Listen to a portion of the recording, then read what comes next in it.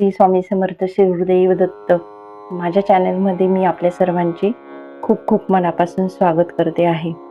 आज आपण अक्षय तृतीयेला सोने चांदी खरेदी करणं शक्य नाही, या 5 वस्तूही खरेदी करा. देवी लक्ष्मीची आपल्यावर कृपा राहील. अक्षय तृतीयेच्या दिवशी काही स्वस्त तसेच रोजच्या वापरातील वस्तू खरेदी करणं देखील शुभ मानलं जातं. पंचांगानुसार यंदा 19 एप्रिल 2026 रोजी रविवारच्या दिवशी अक्षय तृतीया साजरी केली जाणार आहे. हिंदू धर्मात 3.5 मुहूर्तापैकी अक्षय तृतीयेचा दिवस मानला जातो. हा फार महत्त्वाचा दिवस आहे.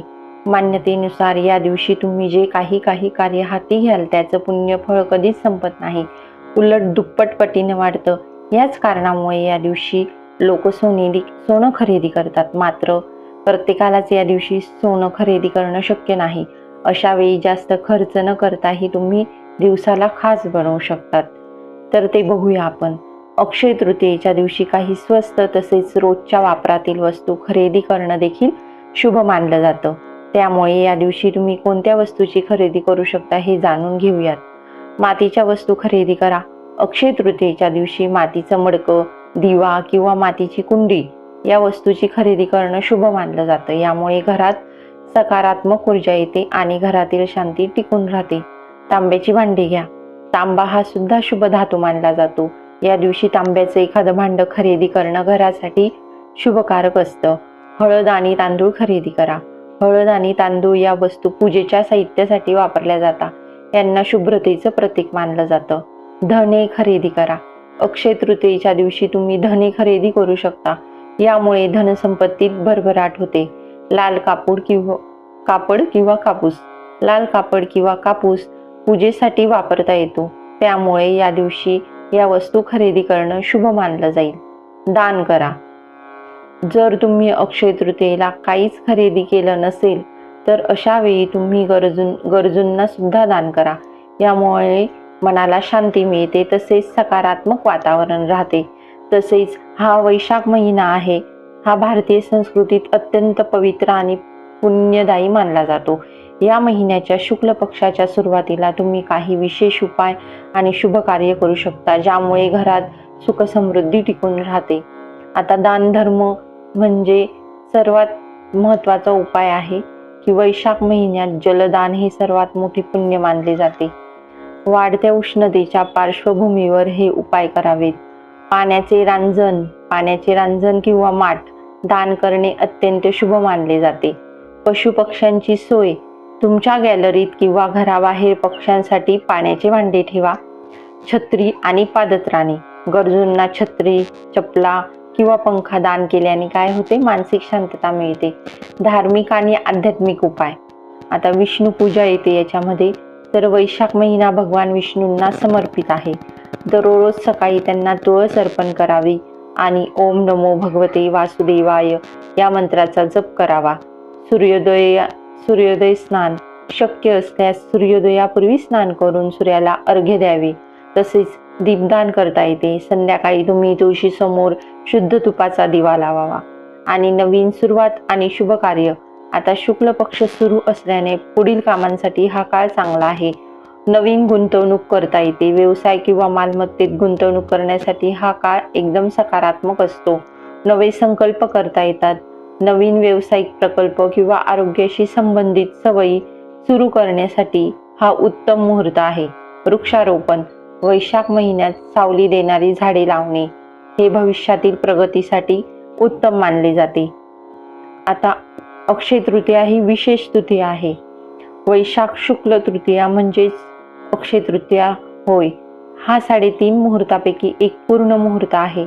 या दिवशी केलेले कोणतेही दान किंवा खरेदी अक्षय म्हणजे कधीही न संपणारी राहते असे मानले जाते. या काळात विशेषतः सात्विकता आणि संयम पाळणे अधिक लाभदायक ठरते. तसेच जर तुम्हाला सोने चांदी खरेदी करायची असेल तर त्याचा शुभ मुहूर्त मी तुम्हाला सांगते.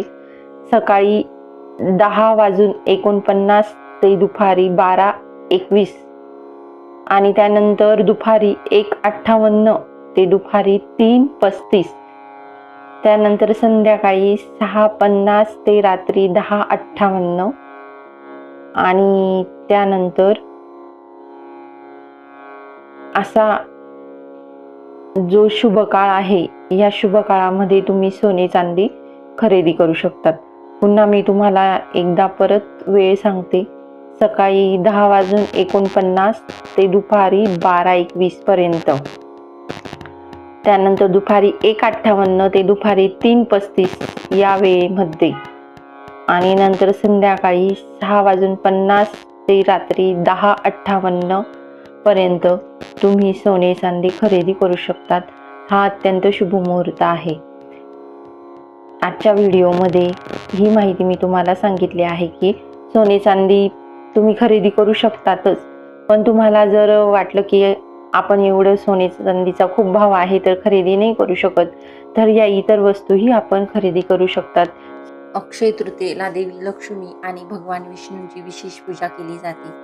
तसेच अक्षय तृतीयेला सोने चांदी खरेदी करणे, गंगेत स्नान करणे, धार्मिक स्थळी दर्शन करणे, यज्ञ करणे, अन्न आणि धनाचे दान करणे, ब्राह्मणाला दान देणे असे धार्मिक आचार करणे शुभ मानले जाते.